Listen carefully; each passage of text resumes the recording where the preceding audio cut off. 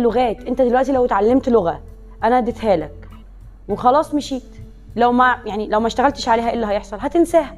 هي الفنون القتاليه زي السواقه، انا جيت علمتك السواقه وانت قعدت عمر ما بتسوقش وجيت بعد كده. فما فيش حاجه اسمها كورس للفنون القتاليه، احنا بنقعد نتمرن على الحركه الواحده او على التكنيك الواحد بنقعد نتمرن على التكنيك الواحد بس عشان يبقى ضربه صحيحه مؤثره. بناخد عمر طويل عشان نوصل للضربه واحده تبقى صح. فتيجي انت تقول لي بعد 3 شهور انا هبقى تنين؟ لا، ما كانش حد غلب.